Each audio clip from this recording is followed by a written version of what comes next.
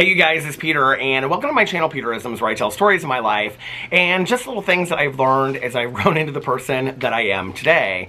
And I'm sitting outside on my front porch. We just got our walkway done today, and I'm looking out at it. It is absolutely beautiful, and I'm so excited. And I have some of my plants behind me.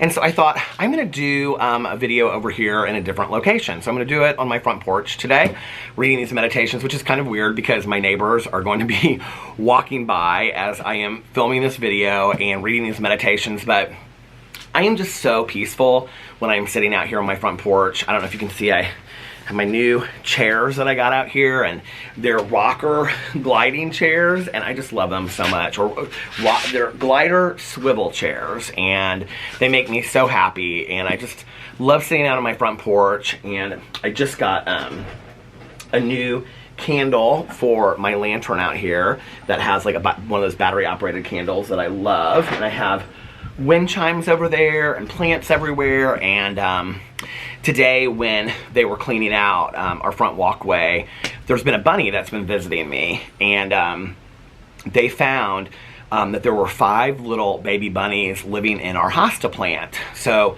we didn't touch them, we didn't do anything with them, they stayed away, and then the mother bunny came up and kind of like relocated them to the other side of the house, which was so sweet. I was like, oh my god, seeing nature in action, you know.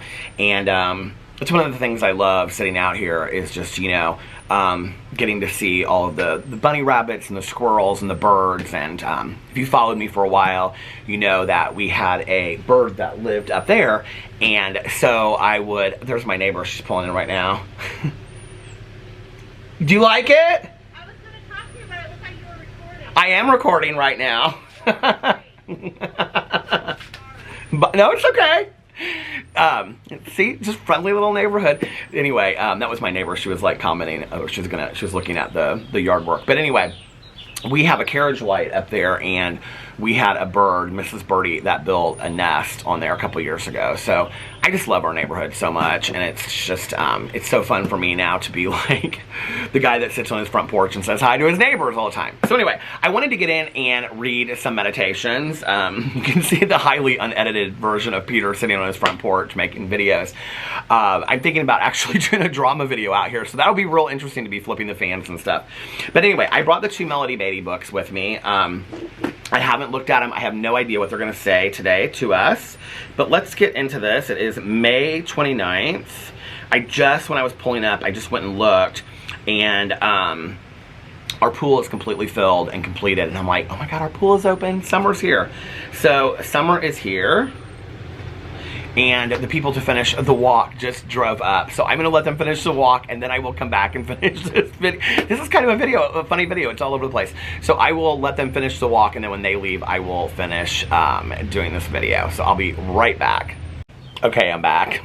The yard is done, the patio is done, the deck is done, the front is done. I'm so excited. Now I can enjoy my summer, and everything is perfect. And now I have my new studio out here on the front porch as well.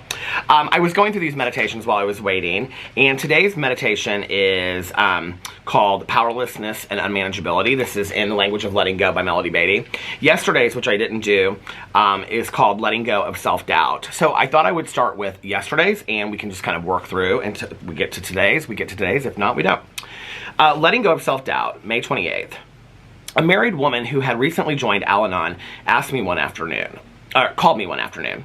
She worked part-time as a registered nurse, had assumed all the responsibilities for raising her 2 children, and did all the household chores, including repairs and finances.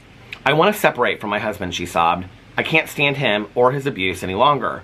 But tell me, please tell me, she said, do you think I can take care of myself?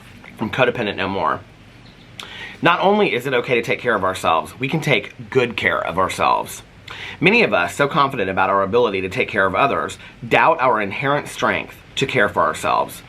We may have come to believe from our past or present circumstances that we need to take care of others, and we need others to take care of us. This is the ultimate codependent belief.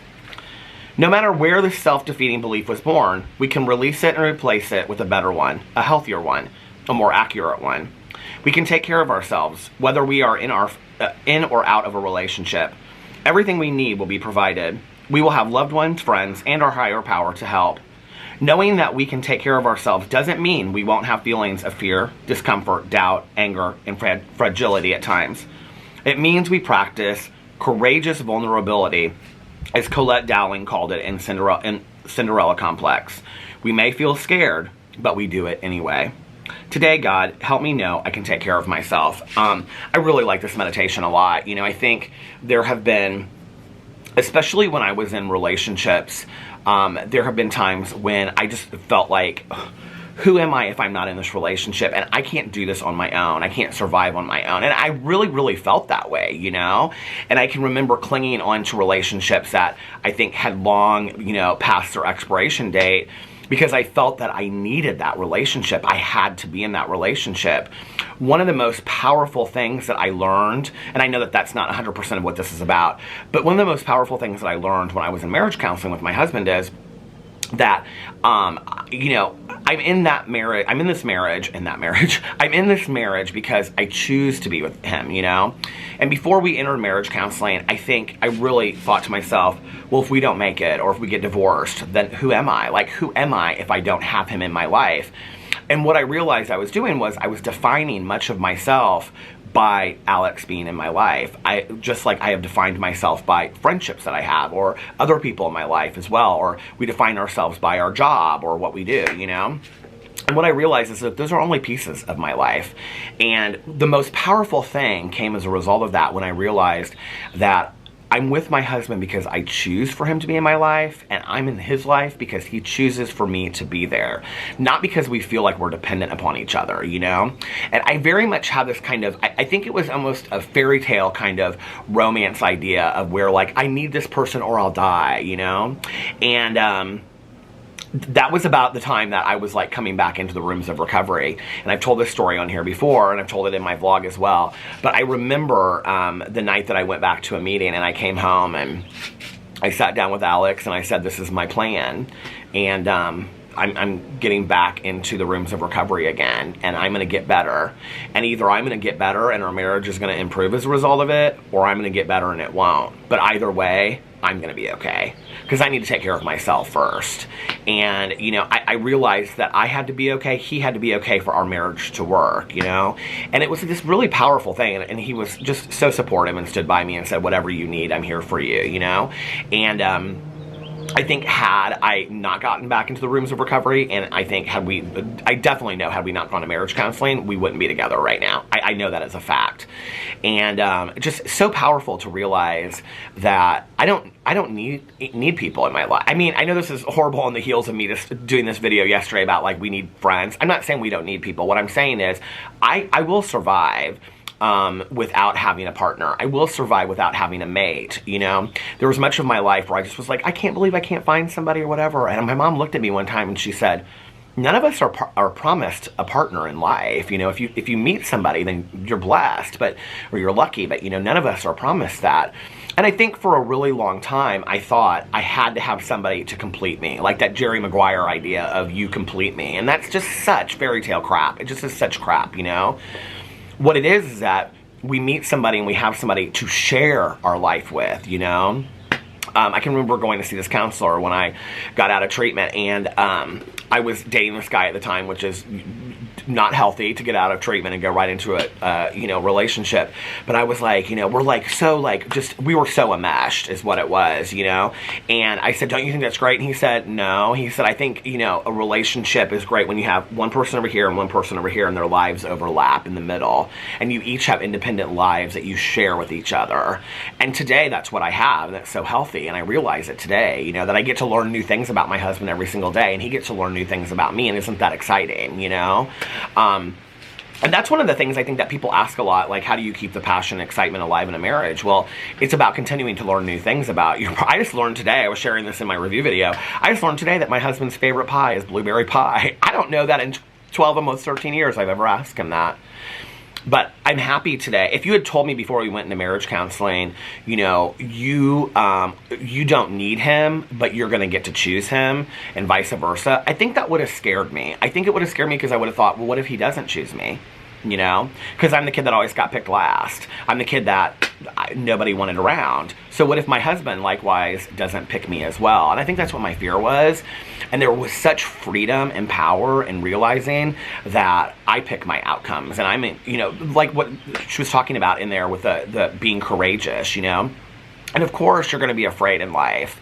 But some of the moments that I have been alone and I have been single have been some of the greatest moments of my life, because those have been opportunities for me to learn the most about myself. And I always tell people that when they get out of a relationship, you know, I'm like, take this time to really get to know yourself, to really, you know, see what you like, what you enjoy. And, you know, one of the things I learned is that I really like time alone. I enjoy spending time by myself. So, very, very good meditation. I love that meditation. You know what? Actually, let's go to The Journey to the Heart and read from this book as well. Let's see if yesterday's or today's is better. Let's see. May. Okay, today's the 29th. Okay. Okay, let's read today's, which is May 29th. Let the past slip away. Gently, lovingly, leave past moments behind. You can't lose love. You don't need to hang on so tightly. If the lesson has been learned, if it is time to move on, let the past slip away. Come into the present moment. Discover all that's there for you. Clinging to the lessons, people, and feelings from yesterday will keep you tired, confused, and afraid. Shed the tears that need to be shed. Feeling your grief will help bring about your transformation. Then say your goodbyes. Be glad you had the experiences you did. Be grateful for all you've learned about yourself, about love. Then gently move into today. Then gently move into today. Stop believing in loss. Start believing in life. Let the past slip away. Come gently into now. Okay, so this is so weird. I just almost tipped my chair over. This must be a lesson that I'm being taught in my life right now. And I talked at length about this in my vlog last night, and I was actually going to find the meditation and read it today. But I read this meditation the other day. I think it was in the Book of Positive Quotations by Linda Picone. But it was talking about, maybe it was in here, I don't know, but I don't think so. But it was talking about grief. And I was saying in my vlog last night, you can go watch my vlog if you want, but I talk about it extensively. There was, if you had said to me, you know, 5 years ago, not this idea of moving on, but there becomes a point when maybe like grief runs its course to some degree, or that it's time for you to have your life as well and live your life. If you had said that to me like 5 years ago, I would have said, I think even 6 months ago, 3 months ago, I would have said, I'm going to grieve as long as I need to grieve. Like, I'm going to continue to feel this forever. That's kind of transformed for me. And I was talking about how I had this conversation with my cousin, which was a reminder, and I don't want to repeat everything I said. But what I realized was, like, I had this moment of clarity with, like, my mom, where I was like, my mom's been gone for 13 years. Like, that's a long time. And I had said that to Caroline, my cousin. I said, she's been gone a really long time. 13 years is a long time, you know? And I think, like, my mom will always be a part of my life. I will always talk about my mom. I will always tell stories about my mom. She'll always be a part of my life. But I don't want to be stuck constantly in the past of how it was and missing her and all that kind of stuff. And I'm somebody that has the ability, as you know, to tell stories over and over and over again and caught up in the memories and whatever. And it very much reminds me of, like, you know, my friend Tanya and I. So anyway, to finish that thought, I had this moment where I was like, I love you, Mom, and, you know, like, obviously you'll always be with me. And she always will be with me, and if I have a day where I feel like I need to bawl my eyes out missing my mom, then I will. But it's time for me to move through. And, like, I think I've been standing at the door for so long not moving through, and now it's time for me to move through. And I think in the last 6 months, I've really allowed myself to do that, you know? And I feel alive again. And I think the other thing is that my mom wouldn't want me to be stuck, you know? She would want me to have a life. And she would say, I don't want you just to stay stuck on the memories of me forever. Like, I'm glad that I had an impact on your life, right? Now go live your life. It's like from the movie Up. And, you know, my best friend and I, we had a group of 5 or 6 people that we hung out with for years. And over a period of time, people just started going their different ways, you know. A couple people moved, a couple people went back out and started using again. And one day it ended up just being Tanya and I. And we were sitting out on her back patio where it used to be bonfires every night and 7 or 8 people, you know, and it had been a couple weeks of us just telling stories and, oh, do you remember this? And do you remember when so-and-so did that? And whatever. And Tanya looked at me and she said, I'm tired of just repeating the same memories over and over again. She's like, I want to make new memories. And I was like, I want to make new memories too, you know? We're all going to experience a lot of loss in our life. as you get older, more and more people go, you know, and as sad as that is, it's really a part of life. And the acceptance of that, not the saying, don't be sad, not in saying, don't grieve, don't allow yourself to feel it, but in the acceptance of realizing that some of the people that are here today won't be here tomorrow, you know, and really appreciating the fragility of life and appreciating the time that you have with people today. That's what's priceless. That's the real art. And then continuing to choose to live your life. I don't want to be stuck anymore. I just don't. I loved my mom. I love my mom. I always will love my mom. I will always tell stories of my mom. I will always share memories about her. But I don't want to be stuck where I was 13 years ago, you know? I just don't. And she wouldn't want me to be that way. And I think for any of us out there, whoever you've grieved or whatever, they wouldn't want you to be stuck there either. I think, you know, my mom used to say to me, like, I want you to be sad for a little bit, but, you know, like, I don't know. I wouldn't want you stuck on it for years. And I don't want that for anybody in my life either. If I should, one day I will be gone from here, you know? And, I mean, I hope people miss me, and I hope people think of me fondly and tell stories about me. But then I also want people to continue to have their lives as well, you know? Because, you know, it's like my friend and I, we used to talk about, we dance in the kitchen, because our mothers used to love to dance in the kitchen. They can't dance in the kitchen anymore, so we do, you know? And I think that's really what it's about. If you really want to pay homage to somebody, take the things in their life and, you know, pay it forward and do it yourself and have an amazing life. So these were really good meditations today. It was kind of fun sitting out here. What do you think? Did you like it? Did you like a little different environment? Let me know in the comment section below. I love you guys, and I will see you tomorrow. Bye.